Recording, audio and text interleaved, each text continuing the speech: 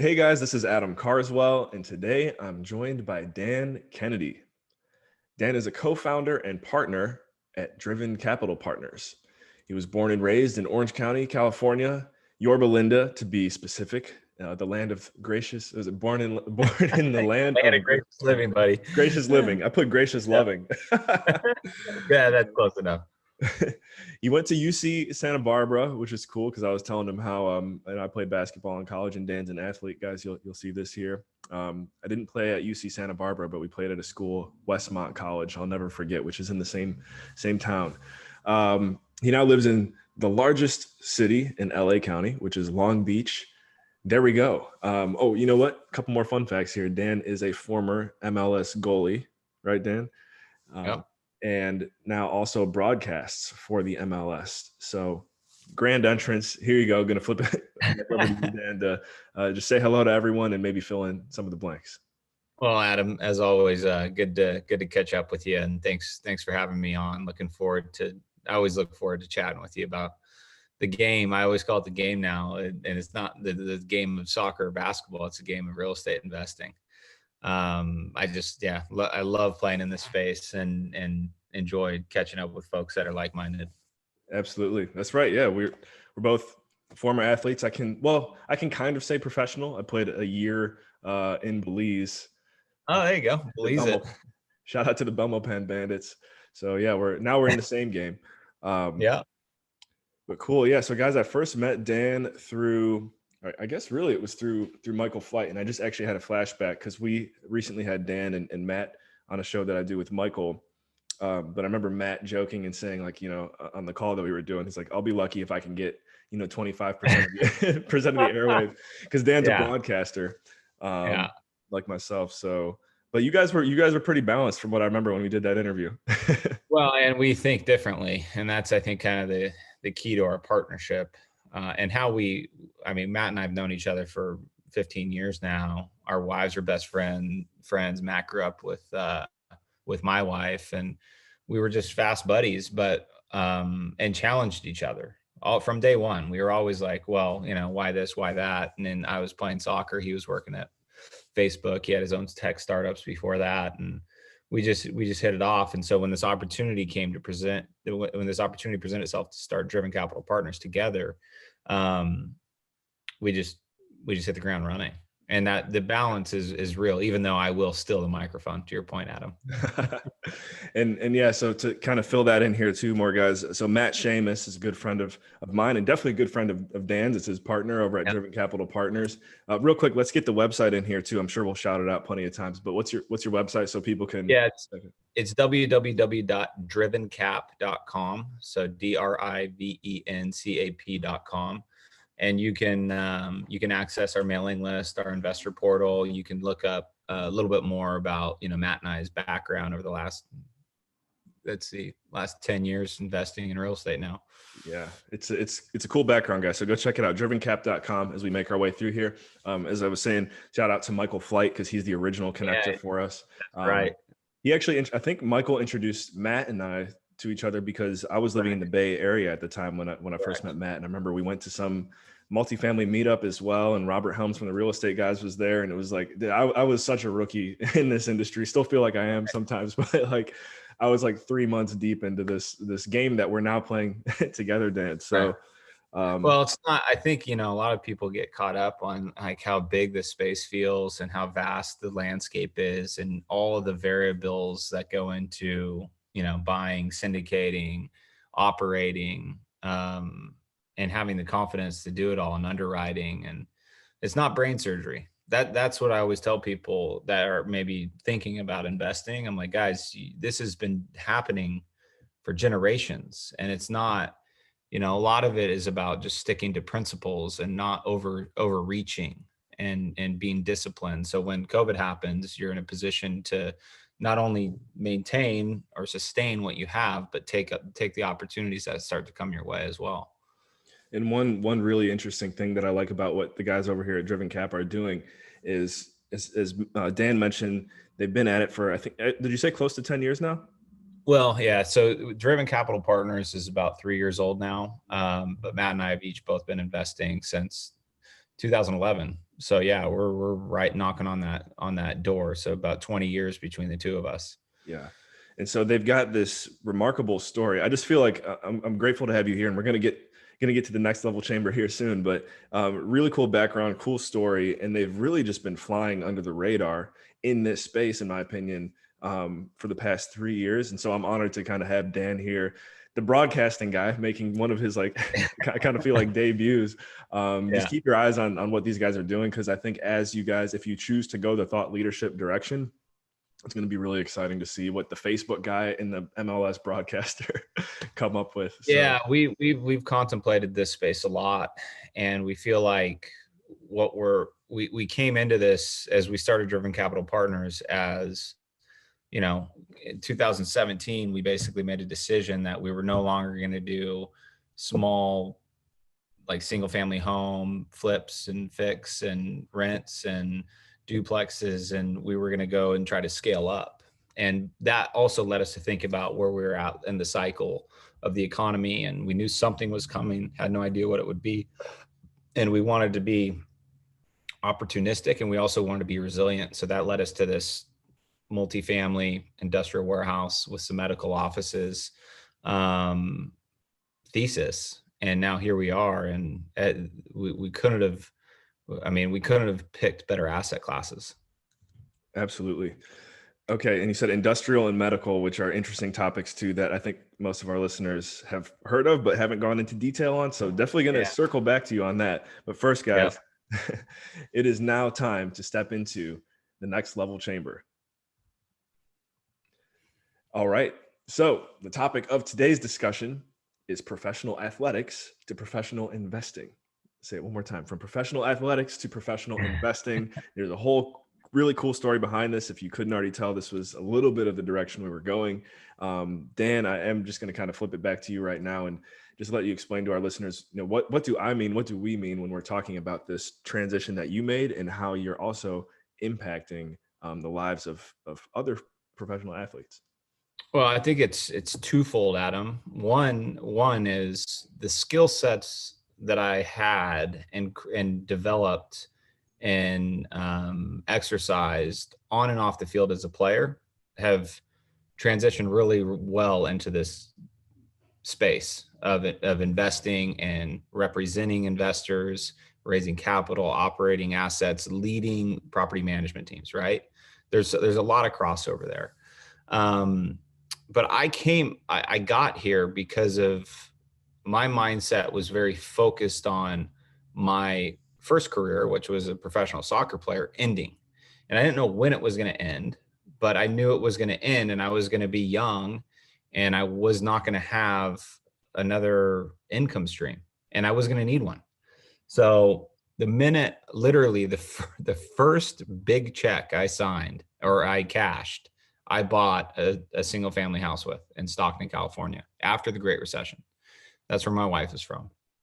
And it was every investment I made from that point forward in early 2011 was focused on cash flowing investments in real estate. And I wasn't, to be honest, I wasn't even focused on appreciation. All I cared about was passive income. And it was because I knew that the lights were turning off at some point. It could be in a year, it could be 3, it could be 10. But what I needed when my career on the field was over was I needed passive income. I needed to be able to go and choose my next career. My biggest fear was having somebody tell me that your career is over, because that's how it happens. That you don't ride off into the sunset winning a championship and catching a $5 million bonus and you're all good, right? No, someone comes to you and you're like, you're done here. You can go try to play somewhere else, but you're done. And that's what happened to me. It happens to everybody. And I was in this position where I was like, you know what? I'm in business school at USC. My wife has a great job. I'm actually going to make more money this year in real estate than I was going to make as a player. So I'm going to retire comfortably. And that's how it happened. So now if we shift to the topic of the show, we're thinking about where I'm at today, and what I'm trying to convey to athletes and investors in general is that you need your money to work for you, and you can't always be working for money. And that is the true essence of passive income. And that's what real estate provides. Yesterday, I had the morning, it just blew up on me. I had to drop everything I was doing and I had to go take care of some stuff. And when I was driving, I ran into a buddy and we gave each other a wave. And he was like, "Hey man, don't you ever work?" And we just had a laugh. And I was like, you know what? Actually, I'm always working, because we have properties throughout the country that are always working for us, right? I may not, I had to take a pause on the morning and I didn't get to grow our business, but we had plenty of stuff working for us while I was not, plugging time into working. And so what I'm trying to convey to our investor pool, and what I'm trying to convey to my friends who are still playing, is that if you're smart with your money and you create passive income, when you retire, you're not going to have to go take a job. In fact, you're going to get to go do what you want to do. And that, for me, that's what like quality of life is all about. Like, I'm always going to work. I love working. I love trying to create value and make money, and we want to live a nice life. But I don't want to go and start some job that I don't love. And so that's the message that I'm really trying to get out to folks that are interested in investing in real estate. And then we can talk about how, we as Driven Capital Partners create value and just make it easier for people to invest. Sure. Yeah. And I think one thing that's just interesting, you could probably find some relatable things here too. But what is it like working with, having clients that are kind of like the old Dan Kennedy, like identifying professional athletes that kind of had the light bulb moment, or what's it like trying to get them to have the light bulb moment, and helping guide those guys to have, the same future that you find yourself with? Well, fear, I mean, a lot of people that when you think about something new and you're a little fearful of it, and I always say, like, I've been reading a little bit more about fear and how people react to fear. And I used to use fear on the field as a performance motivator. I had this fear of failure. I had a fear of not being fit. I had all of these competitive points that, when you're an athlete, are very easy to measure. Like, did I go and have a great workout today? Did I have a great practice today? Did I do the right things today? Well, once you're done playing, you don't have these easy measurables, right? And so what I compare investing to people, I'm like, first of all, we're not making investments that are all or nothing. Let's get that out there. We're not saying, hey, if this deal works out, you're going to triple your money, but if it doesn't, you're going to lose it all. That's not what we're interested in. We're interested in it's preservation of capital, investing in real estate to create passive income. And some of our deals, I got a visitor. That's fine. I get visitors sometimes too. Some of our deals, like the deals I've explained to you in Santa Barbara, are a great force of equity, but there's no cash flow because we're repositioning the asset. And so those deals are a little bit different. They actually have a higher return profile, which they should, because you're taking more risk. But we feel like we always know the base case, the worst case scenario. So a lot of people are fearful of, like, oh, if I'm going to invest in real estate, I'm going to give you 50 grand. And what's going to happen to that? Well, typically, in the majority of our deals, it starts working for you on day one. And in the first quarter, you get a distribution.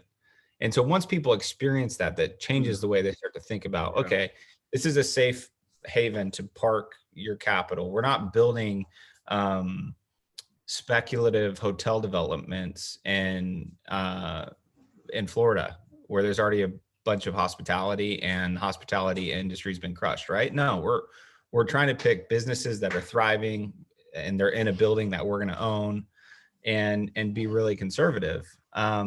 So when I'm talking to these guys, I talk about thinking the same way they think about their careers, right? So any investor out there, guy, girl, young, old, whatever, if you've done anything and gotten good at it, in real estate, when you think about getting good at investing, it means you're going to get wealthy, rich. If you get good at this, you're going to make a lot of money, right? And that's why people love investing in real estate. So I always try to go back to people and say, okay, Adam, how did you get good at basketball? Well, you practiced and you did it consistently. And so what we're never willing to do with an investor is say, Adam, how much money are you looking to invest in 2021? And say you come back and you're like, I want to invest 100 grand in 2021. And we're like, okay, great. On January 1st, I don't call you and say, hey, I got a great deal. Give me your 100 grand. No, I say, hey, Adam, this is going to be one of probably 8 deals we do. I think it'd be really wise if you take a serious look at it. If you like the deal, we love it. We wouldn't send anything out that we don't love. But if you like the deal, let's take your 100 grand and let's split it into 5 and let's place you in this one. And just know that you're going to have probably 6 or 7 other deals to go throw 20 grand into. Immediate diversification. You're going to get diversification in markets and asset classes and business type and timing too, because we understand that real estate is cyclical. So that's kind of how we start to think about it. Is it's not, I have $1 million, I want to invest that today. It's let's put a strategy together to allow you to deploy that money that you want to invest and kind of back your way into where you're going to be. So I got a client, I'll talk to him tomorrow. We get together every quarter. Young player making a lot of money.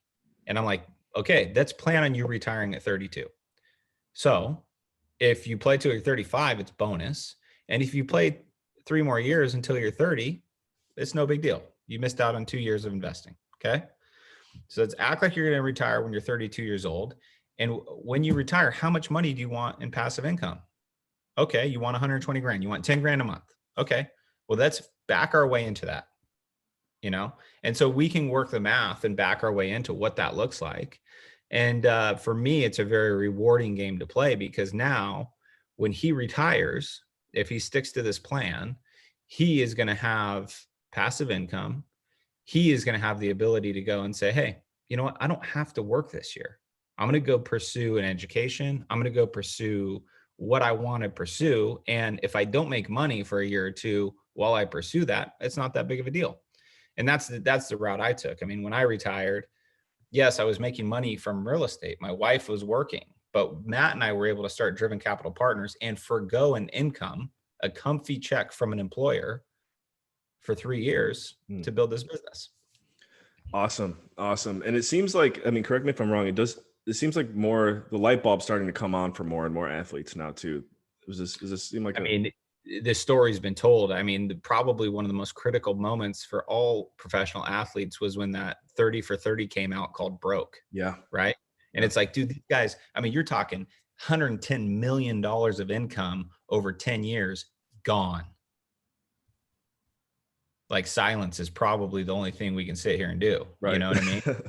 And so now guys are far more aware, and the access to information, people doing podcasts like this, it's books, it's everything. If you are throwing away your money now, you have no excuse, because the proof has happened, the history has happened. You have plenty to learn from. And now Major League Soccer, and that's predominantly the athletes that invest with us, though we are starting to open these other doors. Mm-hmm. When I started off, the salaries weren't big enough. So if I went to guys 10 years ago and said, hey, give me 50 grand, they were like, dude, I don't have 50 grand. Well, that's starting to change too. And so Major League Soccer players haven't necessarily had those economic, problems, like the problems that come with making a lot of money and not maybe overspending, buying nice cars instead of buying some real estate. Love it. Okay. So I'm gonna, cause you guys have niched the MLS. For anyone listening right now, if you're not a professional athlete, I hope you're enjoying this. I just want to cater to this audience, because I think it's the only time for now that I'm going to have it. So what are you going to say? But Adam, think about it. I mean, all the reason why, for me, the athlete story is interesting, because it takes the career span of a normal person that, say, you're going to go work for 40 years, from your time you're 20 until you're 60. Well, these guys and gals that are pro athletes work for 15 years. And so they have to, they may make more money, but they have to be even smarter with how they deploy it.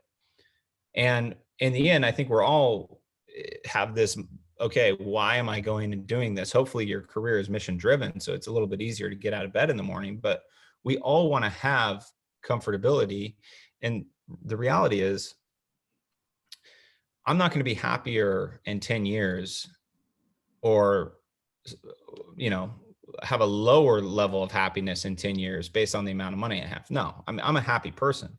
Now, if we invest wisely, we will be more comfortable in 10 years. We will be able to do nicer things. It's not going to change the way I am, but that's kind of the goal here, is to improve the quality of lives of the people within our network. And that's what, I mean, talk about a rewarding job, is like, we go sell our first deal and we double people's money in 2 years. And we didn't anticipate it was going to be that good of an investment. We thought it was going to be, march on over time.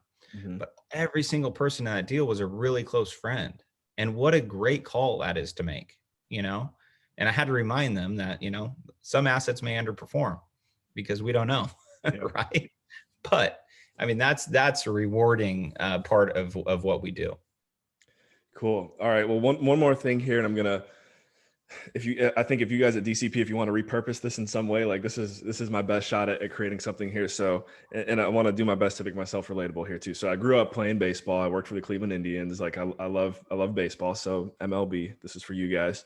NFL, never actually played. I tried out in college, and then I decided I didn't want to play because I didn't want to get smacked coming across the middle as a receiver. But I was doing good in tryouts, and I love my Cleveland Browns, and I love fantasy football, and then basketball, as I mentioned, played throughout college, and I played a little bit overseas. So NBA. So guys, I'm pretending to be you now, and I'm sitting down in a meeting with Dan, and I'm skeptical. I don't know who Dan is. I'm like, but I know that he might have some solutions for me.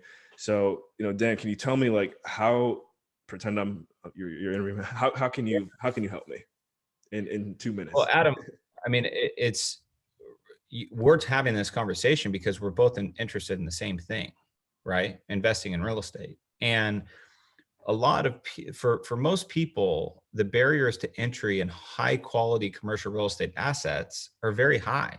And why are they high? Well, you need the building we're going to buy in a couple of weeks, you need $2 million to buy it.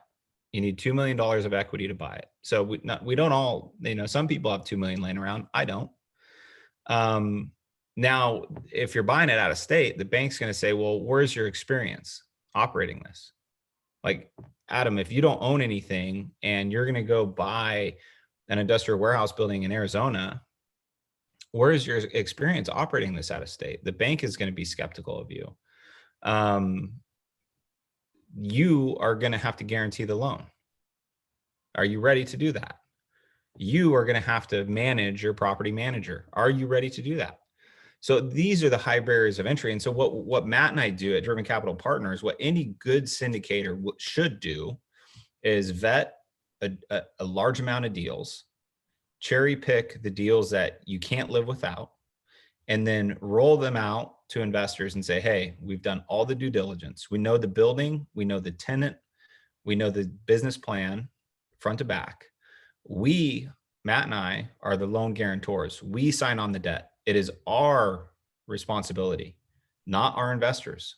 So if you want to only focus on the least likely scenario, but the worst case scenario, which needs to be addressed, at the end of the day, you're not going to be on the hook for a $4 million loan. It falls on Matt and I's shoulders. Okay. And then post acquisition, when you are focusing on what you need to be doing, Adam, I report to you.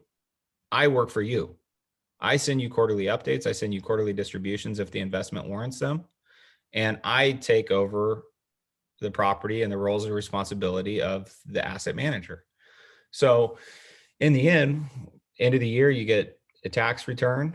And in the end, what we're trying to do is make investing in real estate, we're trying to reduce the risk, reduce the liability of signing on loans. We do all of the due diligence to make sure they're sound investments. We also have reserve accounts to make sure that we're ready and prepared for anything that does happen. And then we will continue to monitor the market and think about when is the opportune time to sell.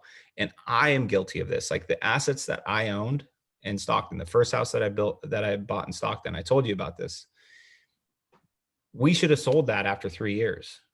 We had forced so much money in that deal. After 3 years, we should have sold it and bought a duplex. And then we should have sold it again and bought a fourplex. And then we should have sold it again and bought a 10plex. And we didn't. And it was because I owned it. It was cash flowing nicely. It didn't need any of my time, but I didn't push it. And so that's kind of what I've learned over the past 10 years is it's nice to have assets that are cash flowing, but if you push them and you drive, oh, we need a little bit more out of that lease. It's renewal time. Tenant, look around. There's nothing else in the marketplace. Let's get a little higher rate. These are the jobs that I have, right? And so now I'm going to take better care of your assets than you would yourself because you have another job. So that's kind of the conversation starter. And the biggest thing is we're going to go, like, the nice thing is we go do the deal regardless.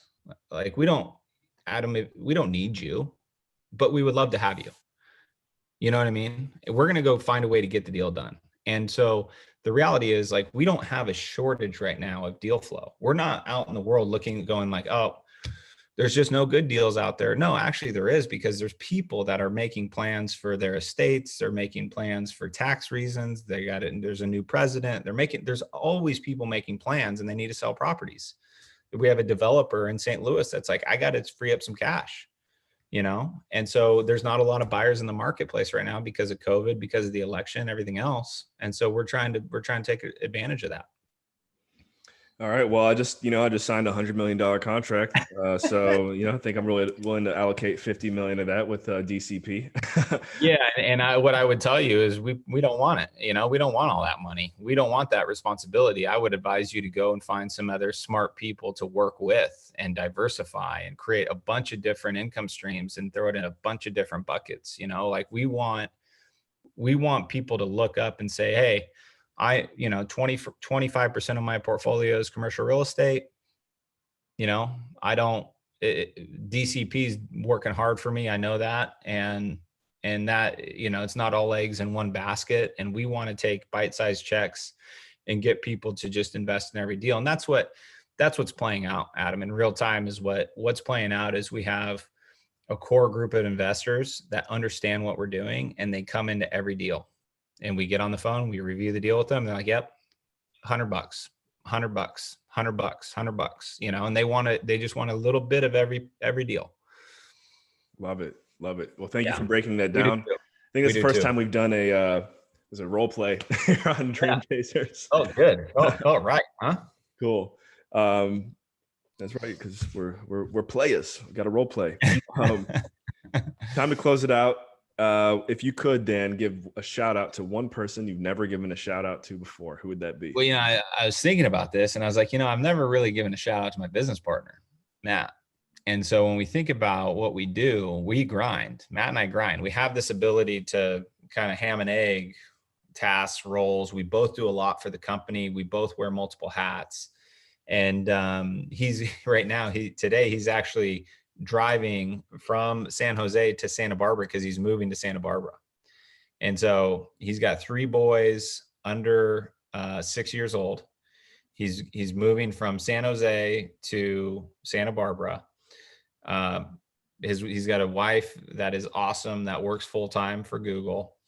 We obviously have Driven Capital Partners. He also has another business called Sparkle. It's a barbecue cleaning business.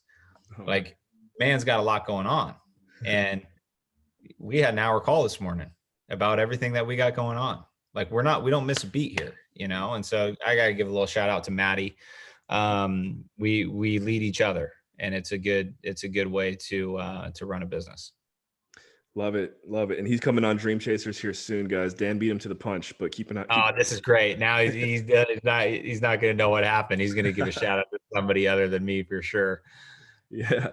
So yeah, keep your eyes peeled for Matt's interview coming up soon here. I don't know exactly when, but it's coming soon. All right. And then Dan, I think, we mentioned it earlier on, but what's the best way to follow up and get in touch with you?